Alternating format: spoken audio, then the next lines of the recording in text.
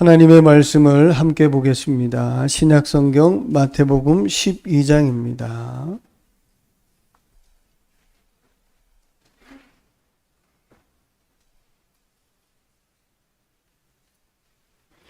마태복음 12장 1절부터 8절의 말씀입니다. 말씀을 봉독해 드리겠습니다. 그때에 예수께서 안식일에 밀밭 사이로 가실새 제자들이 시장하여 이삭을 잘라 먹으니 바리새인들이 보고 예수께 말하되 보시오 당신의 제자들이 안식일에 하지 못할 일을 하나이다. 예수께서 이르시되 다윗이 자기와 그 함께한 자들이 시장할 때에 한 일을 잃지 못하였느냐. 그가 하나님의 전에 들어가서 제사장 외에는 자기가 그 함께한 자들이 먹어서는 안 되는 진설병을 먹지 아니하였느냐. 또 안식일에 제사장들이 성전 안에서 안식을 범하여도 죄가 없음을 너희가 율법에서 읽지 못하였느냐. 내가 너희에게 이르노니 성전보다 더 큰 이가 여기 있느니라. 나는 자비를 원하고 제사를 원하지 아니하노라 하신 뜻을 너희가 알았더라면 무죄한 자를 정죄하지 아니하였으리라. 인자는 안식일의 주인이니라 하시니라. 아멘. 우리 옆에 분들과 인사를 하실 때 주 안에서 평안하기를 원합니다. 이렇게 인사를 하시죠. 평안하세요. 네.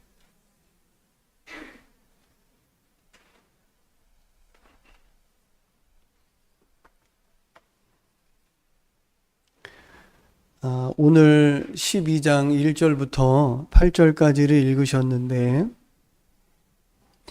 이 안에 한 단어만 빠지면 오늘의 이 내용은 아무 문제가 되지 않을 것 같습니다. 예를 들면 안식일이라는 단어가 빠지면 오늘 이 사건은 전혀 갈등의 문제도 아니고 아무런 문제가 되지 않을 것 같습니다. 안식일이라는 이 단어 하나 때문에 문제가 시작되는 것으로 보여집니다. 예수님 당시는 고아와 과부들 그리고 나그네들에 대한 하나님의 특별한 지침이 있었습니다. 그 지침을 마련하기 위해 11조라는 것을 했고 그들은 창고를 모아 마련해서 국가적인 차원에서 이 가난하고 나그네되고 힘들고 어려운 사람들을 돕기 위한 그 일환으로 이제 이런 일들을 나그네들을 보살피는 일들을 했습니다. 나그네가 지나가다가 배가 고파서 밀 이삭 한두 개를 잘라 먹는 것은 전혀 문제가 되지 않고 오히려 그런 선행은 독려하게 되어져 있었습니다. 그리고 요즘 우리식으로 이해를 하시면 대한민국의 법안에서는 요즘 여러분들이 지나가시다가 남의 집 남의 집 안에 있는 뭐 감나무라든지 과일나무에서 울타리를 넘어와서 바깥에 열매를 연 것을 여러분들이 배가 고프다고 해서 한두 개 따드시면 그것을 요즘은 큰 문제가 사회적으로 되죠. 그래서 우리나라의 이 상황과 환경으로 이것을 보시면 오히려 남의 것을 따먹는 것에 대한 문제가 더 심각하게 보일 수 있는 이런 내용으로 보이지만 예수님 당시에는 밀밭 사이로 가다가 배가 고파서 그 배고픔을 가난한 사람들이 해결하는 것에는 크게 문제가 되지 않는 것으로 보여집니다. 또 그들이 가지고 있는 토라라는 이제 모세오경이기도 하고 토라라는 내용 안에서 보면 이 안에는 이런 내용들이 담겨져 있어서 그들에게 이런 제공들은 자연스러운 것이다라고 말씀도 하고 하나님께서 명령하신 부분으로도 기록이 되어져 있습니다. 이 토라라는 것이 여러분들이 잘 아시는 대로 십계명에서 확장된 내용이고 이 확장된 내용이 삶에 잘 적용하기 위해서 무려 613가지로 나누어진 것을 볼 수 있습니다. 하지 말아라 365개, 긍정적으로 해라라는 것이 248개 이렇게 묶여진 토라가 있습니다. 이제 그 얘기를 하려고 하는 것이 아니라 이제 오늘은 안식일입니다. 안식일에 예수님과 제자들이 밀밭 사이로 가다가 배가 고파서 따먹었는지 아니면 뭐 때문에 했는지 모르겠습니다. 그러나 예수님이 뒤에 이어서 배고픔과 연결하시는 것을 보면 배고파서 그랬나 보다 라고 생각해 볼 수 있겠습니다.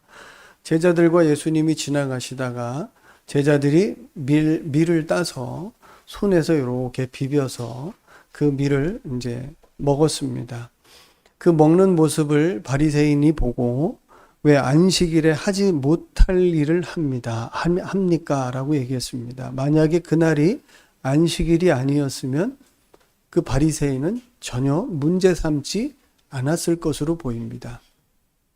그날이 안식일이었기 때문에 이렇게 비벼 먹는 행동이 문제가 됐던 것으로 보여지는데 나그네를 대접하는 것이다 라는 부분에 있어서는 전혀 문제가 안 되는 내용이겠습니다만은 그날이 안식일인데 안식일에 도대체 왜 밀 이삭을 잘라 먹으면 안 되느냐라는 내용을 보면 제가 몇 군데 보니까 밀 이삭을 잘라서 비비는 행동이 타작으로 간주되었기 때문입니다. 미시나라는 곳에 기록이 되어져 있습니다.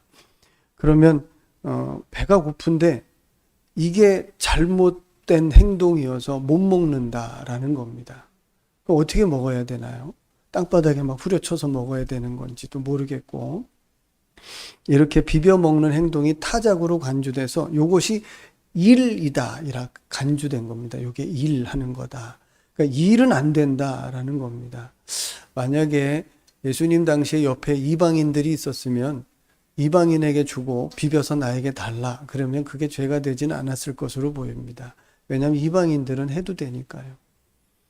지금도 제가 알기로는 뭔가 그들이 안식일을 준비하기 위해서 뭘 실수를 해서 미처 못 해놓은 것이 있다면 그것을 제가 알기로는 이스라엘에 살고 있는 이방인들에게 부탁하는 것으로 알고 있습니다. 와서 해달라 우리 집에 와서. 불을 끄는 거? 뭐 그런 거라고 한번 들은 적이 있는데 정확하지는 않습니다만은 이스라엘에 살고 있는 사람들과 대화를 나누던 중에 들었던 이야기여서 이런 것들을 부탁하고 또 해주기도 하나 보다 이런 생각을 가진 그런 일이 있었던 적이 있습니다. 근데 오늘 잘 보시면 주님의 따뜻한 설명이 이어집니다. 근데 이제 제가 오늘 몇 가지 주님께서 쓰는 단어들을 잘 보시면 그 단어들을 한번 연결을 해보려고 그래요. 자, 이제 바리새인이 뭐라고 얘기를 하냐면 왜 안식일에 그런 일을 합니까? 왜 그런 일을 안식일에 해서는 안 되는 일을 합니까? 라고 얘기하죠. 2절을 읽어드리면 바리새인들이 보고 예수께 말하되 보시오 당신의 제자들이 안식일에 하지 못할 일을 하나이다 라고 예수님께 말씀을 합니다. 3절에 예수님이 이렇게 답을 하시죠. 예수께서 이르시되 다윗이 자기와 그 함께한 자들이 시장할 때 한 일을 읽지 못하였느냐 이렇게 말씀합니다. 저 많은 단어들 중에 어떤 단어가 눈에 들어오시나요?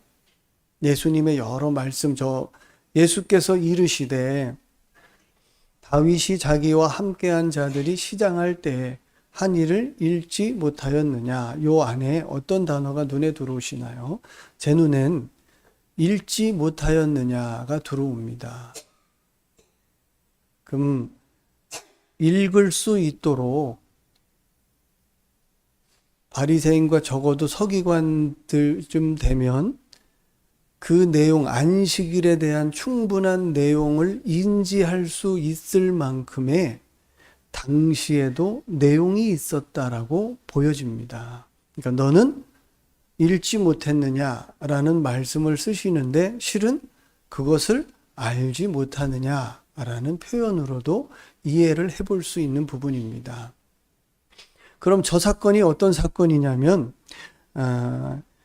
사무엘상 21장 1절에서부터 6절에 기록된 내용입니다. 그 중에 지금 이제 4절부터 띄워주셨는데 잠깐 읽고 지나갈까요? 4절부터 보시면 제사장이 다윗에게 대답하여 이르되 보통 떡은 내 수중에 없으나, 저 보통 떡은 하나님 앞에 올려드리지 않은 떡입니다. 그러니까 휘장이 이해를 돕기 위해서 말씀드리는 것을 생각해 주세요. 이걸 강대상을 법궤라고 생각하시면 당시 이 안에 이제 법궤가 요 앞에 커튼이 있었습니다. 그것을 이제 휘장이라고 얘기를 하고, 휘장 안쪽에 이제 법궤가 있었고 좌우에 향을 태워서 올리는 그런 이제 향로가 있었고, 또 어느 한쪽에 좌우 쪽에 진설병을 놓는 떡상이 있었습니다. 그러니까 떡상과 향기를 태워 올려보내는 향로가 있었죠. 하나님 말씀하실 때 그 향로의 향기가 끊어지지 않도록 항상 해라 라는 말씀을 하셨고, 떡상에 떡이 식으면 그걸 물려내었습니다. 하나님 앞에 올렸던 떡을 식으면 물려내고 그 물려낸 떡을 제사장들이 먹었습니다. 거룩한 떡이라 해서 그것을 제사장들이 먹게 되었죠. 그리고 새로운 이제 김이 모락모락 나고 따뜻한 떡을 하나님 앞에 올려드리는 그 일을 매일 상번제 같이 했습니다. 그 일을 게으르다고 해서 뭐 귀찮다고 하거나 그 일을 어떤 마음에 번거롭다고 해서 멈추면 그 제사장은 죽음과 맞바꾸는 것입니다. 다른 것 중에 한 가지, 불을 똑같은 불 아닐까요? 하나님 앞에 불로서 태워서 올려드리는 번제를 할 때 그 불은 한번 쓰고 버리고 또다시 새로운 불을 만들려면 요즘처럼 석유를 뿌리고 라이터를 사용할 수 있는 편리한 시대가 아닌 만큼 불 하나를 만들어내는 것도 어려운 시대였을 텐데 이것이 얼마나 힘들었을까 싶기도 합니다. 그러나 이 불에 대해서 귀찮음을 가졌던 제사장 중에 비느하스인가요? 그 불 때문에 죽습니다. 아마 물려냈던 불을 재사용하지 않았을까라는 추측을 해봅니다. 죽었어요.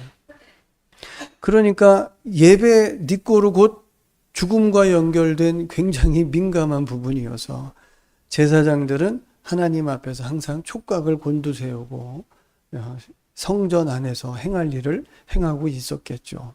그런데 다윗이 찾아왔는데 다윗은 그 당시에 왕 다음 버금가는 사람으로 굉장히 많은 군사 400명을 이끌고 아히멜렉이라는 제사장에게 온 겁니다. 제사장이 왔는데 그 당시는 핸드폰도 없으니까 전화를 해서 사울 왕에게 다윗이 왔습니다. 왜 왔을까요? 라고 물어봤으면 다윗은 큰 문제가 있었겠지만 그 당시 사울을 피하여 도망갔던 다윗이 저 노비라는 땅에 가서 제사장 아히멜렉에 갔으니까 그 사건을 모릅니다. 아히멜렉이 모르니까 왕의 버금가는 다윗이 왔고 그 다윗이 왔을 때 뭔가를 대접을 해야 되겠는데 물려낸 떡밖에 없다라고 얘기합니다. 그리고 4절 다시 한번 띄워주실래요? 보통 이제 제사장이 다윗에게 대답하여 이르되 보통 떡은 내 수중에 없으나 거룩한 떡은 있습니다. 당신과 함께한 소년들이 여자를 가까이만 하지 아니하였으면 주겠습니다. 이렇게 대답을 합니다. 5절을 보시면 다윗이 제사장에게 대답하여 이르되 우리가 참으로 3일 동안이나 여자를 가까이 하지 아니하였나이다.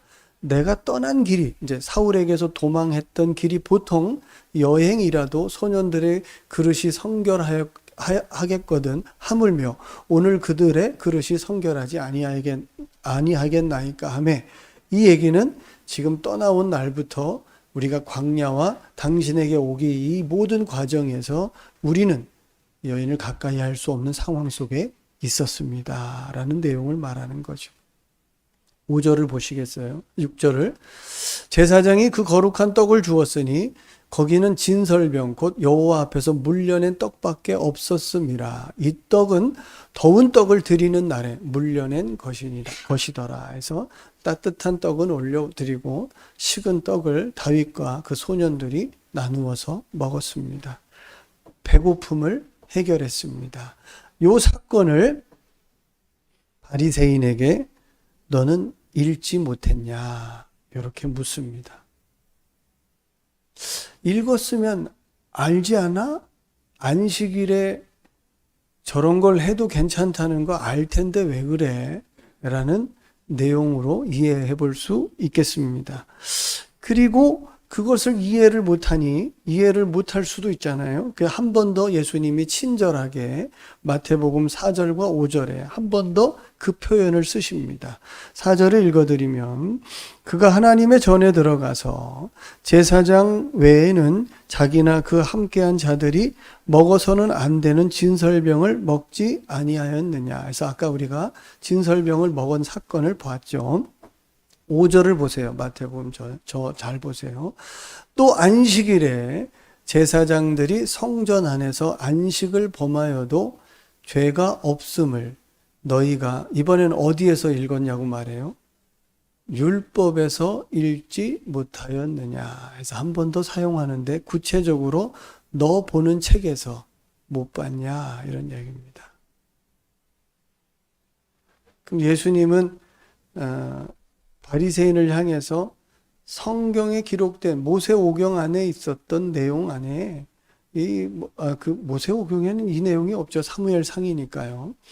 율법에서 읽지를 못했느냐라고 정확하게 그 내용을 말씀해 주십니다. 저 내용을 바리새인이 들었다면 어떤 생각이 성경을 생각해 보았겠죠.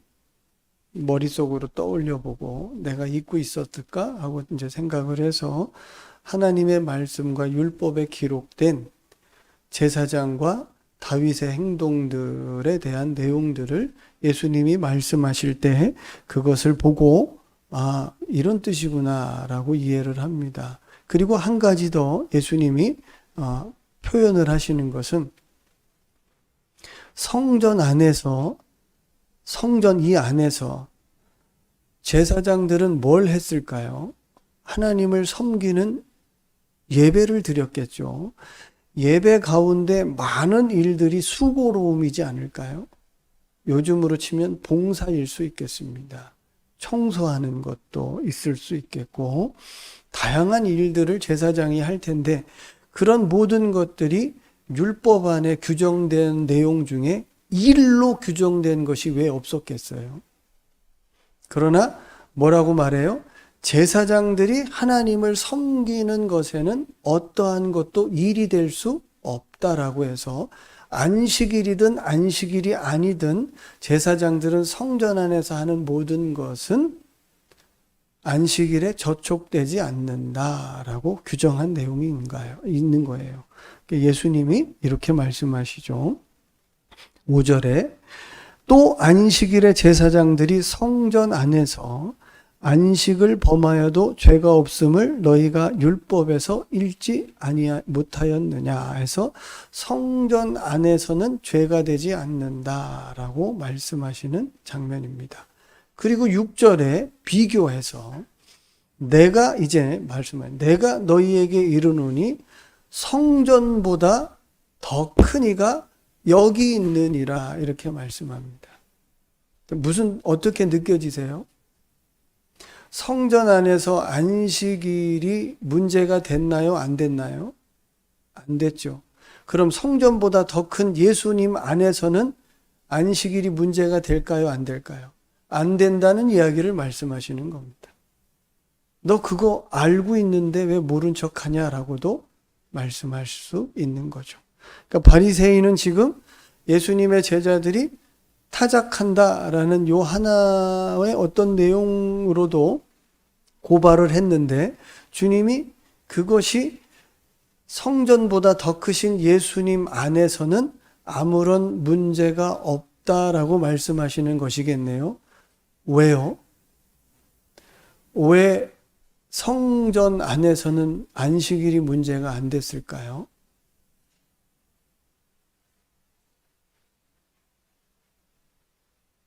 성전 안에서 누굴 섬겼어요? 하나님을 섬겼겠죠? 안식일은 누구로부터 왔을까요? 하나님으로부터 왔죠.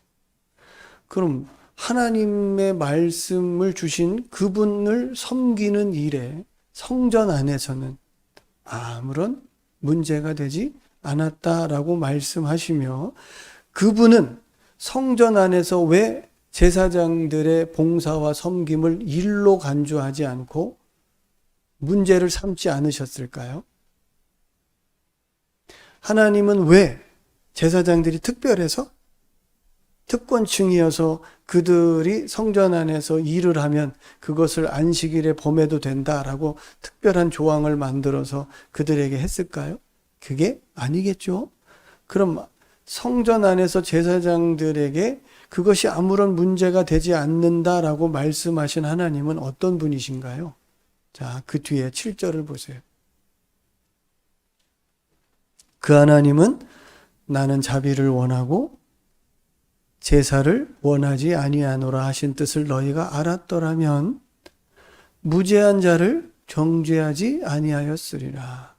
그럼 하나님은 제사장들에게 자비하시고 예배보다도 자비와 긍휼의 하나님이시어서 그 모든 은혜가 제사장들의 허물이 될 수 있는 모든 부분들도 이해를 하시고 받으시는 하나님이신데, 그 하나님이 지금 성전 안에서가 아닌 지금 현실 속에 있는 예수님이 하나님이시니까 성전 안에서도 하물며 그게 아무런 문제가 되지 않는데, 자비와 은혜의 하나님이신 예수님 안에서라면 이것이 더더욱 문제가 되지 않지 않겠느냐라는 말씀과 더불어 마지막 인자는 안식일의 주인이다, 이렇게 말씀합니다.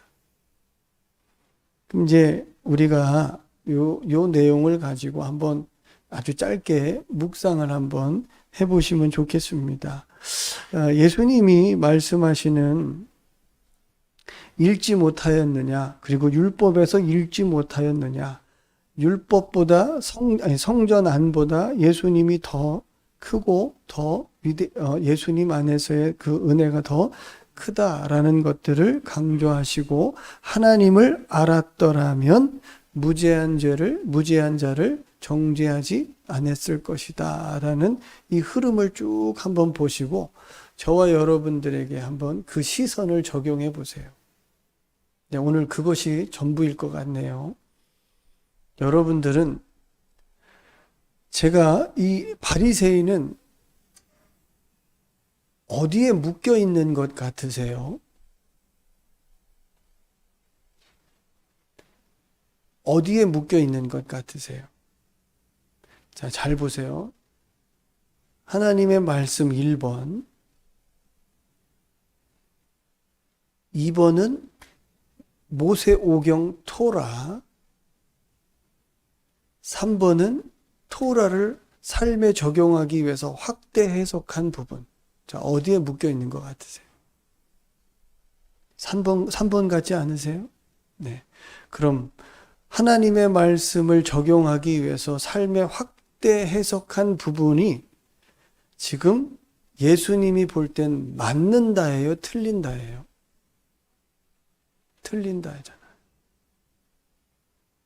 그럼 반대로 바리새인이 하나님을 안다라고 생각하고 하나님에 대해서 말씀을 잘 확대 해석한 그 프리즘으로 하나님을 보면 하나님도 맞아야 틀려요? 틀려요. 이 차이를 아시겠습니까? 신앙생활에 주님이 뭘 꼬집어 주시는 것 같으세요? 왜 이런 단어를 쓰셨을까? 너는 왜 읽지 못했느냐? 뭐부터 보라는 거예요? 하나님의 진리의 말씀부터 보라는 거예요. 너는 율법에서 이것을 왜 먼저 보지 못했느냐? 그럼 이 사람이 안 본 건 뭐예요? 이 앞에 거는 안 보고 뭘 봤어요? 사람들이 만들어낸 적용점을 봤잖아요. 그러니까 어디로 갔어요? 그의 믿음이 정죄로 가더라는 겁니다. 뭐가 맞는데요? 자비와 긍휼이 맞는데 자기가 삶에 적용하기 위해서 확대한 부분으로 가니 그 부분이 성경에서 나온 듯 보이지만 실상은 하나님에게서 나오지 않았다라고 주님이 선을 긋잖아요. 왜요? 하나님은 자비하시는데 이게 무슨 자비냐라고 선을 긋잖아요. 그럼 이제 우리가 요즘 신앙생활을 하는 저와 여러분들에게 가장 무서운 것은 뭘까요? 성경은 모르는데 성경 외에 파생된 내가 생각하고 내가 알아내고 내가 만들어낸 그 어떤 나만의 규칙, 나만의 신앙은 무서울 수 있습니다. 그래서 성경을 보셔야 해요. 하나님 말씀에 먼저 읽으셔야 하고 그 말씀이 내 생각보다 내 판단보다 내 추측보다 우선해야 멀쩡한 사람을 죄인으로 만들지 않을 수 있습니다. 이건 참 중요한 부분입니다. 안식일에 모든 사람이 쉼을 얻어야 하는 그날 바리새인은 자기가 알고 있는 지식으로 오히려 그 사람들을 괴롭히고 정죄하는 일을 하더라 이 말입니다. 이 차이가 우리의 신앙에서 잘 분별되어져야 할 것 같아요. 어려울 수도 있다라고 생각하는데 실은 사도 바울은 이렇게 얘기합니다. 주의 성령이 임한 사람들에게는 하나님의 마음을 아는 은혜가 있어서 성령으로 하나님의 말씀을 풀이하면 훨씬 더 이것이 어떤 것인지를 더 이해하고 쉽게 다가옵니다. 라는 내용들을 말씀하고 있습니다. 사도 베드로도 억지로 풀어서는 안 되는 부분이다 라고도 말씀하시겠죠. 그럼 이제 저와 여러분들이 지금을 살고 있는 우리들에게 하나님이 어떤 분이시는지는 알았잖아요. 자비와 긍휼의 하나님이시다 라고 일단 생각해 보시고 저와 여러분들의 신앙의 시선과 언어와 삶은 어디 기준에 더 맞는 모습이 나오는 건가요? 라고 한번 여쭤보세요, 스스로. 물어보시고 이것이 성경이 아닌 것에서 나온 신앙의 패턴이 누군가에게 이것이 정죄로 다가가고 이것을 족쇄로 사용하시기 위한 어떤 다른 것이 된다면 위험한 것이다라고 판단하셔서 우리 그리스도의 교회에서 아주 주장하고 있는 환원운동, 성경으로 돌아가시는 일에 몰두하셔야 합니다. 우리는 가장 좋은 것을 가졌다라고 말은 하지만 그 가장 좋은 것도 어쩌면 성경을 확대 해석한 다른 것일 수 있다는 것을 기억하셔야 합니다. 그리고 성경 안으로 돌아가셔서 정말 그리스도인답게 오늘 하나님이 어떤 분이신지 예수님이 성전보다 더 크신 예수님 안 자비와 긍휼과 제사보다도 하나님의 자비와 긍휼을 원하시는 예수 그리스도 안에 저와 여러분들이 있고 그분이 하나님의 말씀으로 주신 이 말씀을 진리로 받아 우리가 성경을 읽으며 하나님의 말씀을 알고 있는 자로 있다면 적어도 우리의 모든 해석과 판단과 우리의 어떤 기준은 내 느낌, 내가 배운 그것이 아니라 성경이어야 한다는 것을 기억해 주셨으면 좋겠습니다. 그리고 분명히 성경이 기준이 되신다면 이것을 깨닫게 되실 것입니다. 성경이 기준이 되시면 성경이 남을 정죄하라고 절대로 말하지 않습니다. 성경은 남을 비판하지 말아라. 연약한 자를, 믿음이 연약한 자를 살펴줘라. 더 받아줘라. 이런 내용을 말씀하시고, 더 나아가서는 상대방의 신앙이 왜 그러느냐라고 정죄하지 말고 내 눈 속에 있는 들보를 먼저 봐라 라고 얘기하죠. 그리고 상대방의 티를 봐라, 이런 얘기입니다. 그럼 성경은 절대로 우리가 가진 신앙으로, 우리가 가진 것으로 세상을 비난하거나 타인을 향해서 정죄하지 않습니다. 적어도 그리스도인이면. 그러면 우리는 뭘 해야 되느냐? 성경을 통해 나를 보고 공의가 무엇인지, 하나님 기록된 말씀이 어떤 것인지를 깨달아 우리가 하나님 앞에 바로 사는 것, 거기에 성경의 목적이 있지 않겠습니까? 저는 이것을 전달합니다. 여러분들이 듣든지 아니 듣든지는 저하고는 크게 상관이 없습니다. 어찌 보면. 왜? 나중에 주님 앞에 가셔서 그 심판은 여러분들의 몫이니까요. 저는 그저 이렇게 말씀을 드리고 저 또한 하나님 앞에 그 심판의 대상인 만큼 저도 정신을 차리고 이 하나님 말씀 따라 살아내야 할 대상이다라는 것을 저와 여러분들이 잘 알지 않습니까? 잊지 마시고 안식일의 주인이다라는, 제가 오늘 다른 표현도 하나가 있는데, 안식일의 주인이다라는 주님 앞에서 모두가 다 쉬고 자유를 주시려는 하나님의 자비하심 아래 그 자유와 은혜들을 오용된 해석 속에 누군가를 묶어내고 누군가를 고통스럽게 하는 내 신앙이라면 하나님 말씀으로 돌이켜 주의 자비와 은혜를 흘려보내는 저와 여러분이 되시는 일에 조금 더 열심을 내시기를 주님의 이름으로 축복합니다. 기도하겠습니다. 하나님 아버지 감사합니다.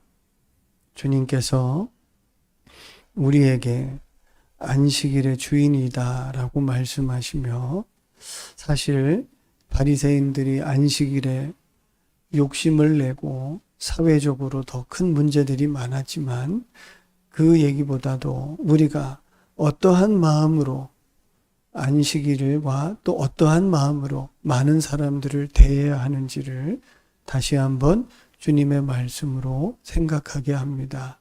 우리의 삶의 기준 하나님 말씀이어야겠습니다.